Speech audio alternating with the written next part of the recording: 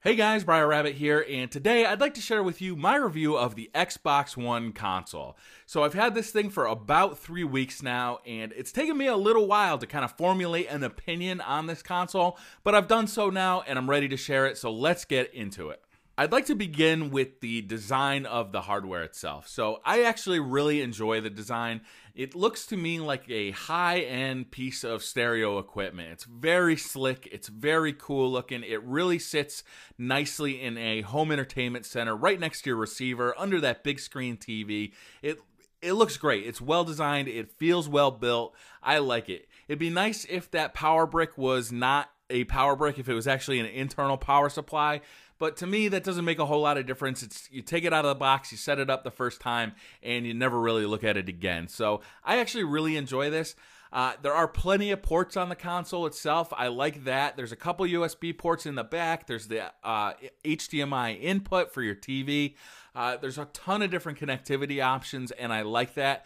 I do miss that there aren't any USB ports up front. So if you want to power headsets or any other external device, you do have to get to the back of the console to plug a USB in. It would have been nice if they plugged a couple, or if they put a couple USB ports up front, just for convenience of access. Next, the Kinect. So a lot has been talked about whether Microsoft should have included the Kinect with every console or not. It certainly adds to the cost of each Xbox One, and at launch, there isn't a whole lot of really cool gaming uses for it. I have used it pretty extensively with Skype and to control the Xbox and to use my voice to control the Xbox, and I think all that stuff is really cool. But for $100 over the cost of a PS4, a lot of people are saying that's really due to the Kinect being included. I'm not sure at this time if it was really worth it. I have to say about the Kinect, usability-wise, it is very cool. The camera looks excellent on Skype. The microphone does a very good job of doing noise canceling if you have it near your TV. I am pretty impressed with the hardware overall. I'm just not so sure if it needed to be included with every Xbox One. Microsoft really changed the controller quite a bit from the Xbox 360 design. It's comfortable and it's familiar if you've used the Xbox 360 controller. I like the addition of rumble motors in the triggers. It's a really kind of cool thing, especially if you're playing a game such as Forza that really utilizes it. The flush-mounted batteries, I find, is a huge improvement over the 360's kind of bump-out design for the battery. You've got a lot more room for your fingers to kind of relax in that area. It's not as cramped a design. There are some issues I have with the controller itself, though. The thumbsticks, to me, they don't have the same spring tension as the ones on the 360 controller, which takes some getting used to. You do get used to it after a while, but it never really feels like you're ever going to be as accurate as you could have been with the Xbox 360 controller.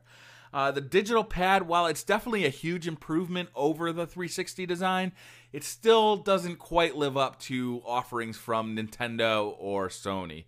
I'd like to mention the newly designed triggers here too. While it's cool that they have this rumble function built in, they're so wide, and the angle that you depress them in at is just a little bit different from the 360, and for some reason just feels a little bit unnatural. I don't love the triggers on the new one, and the bumpers above them, it takes a much larger finger movement for me to get my fingers actually on them, which takes a little bit of thought, and it takes a little adjusting too as well. Finally, Microsoft's decision to not include a standard headset jack on the controller itself has really bewildered me.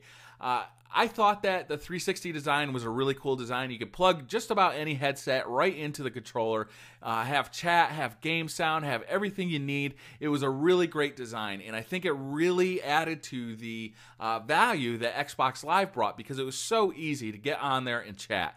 Now, the Xbox One does include a headset. It's not a very good headset, but what they don't have is a really good way of hooking up a gaming headset to the Xbox One.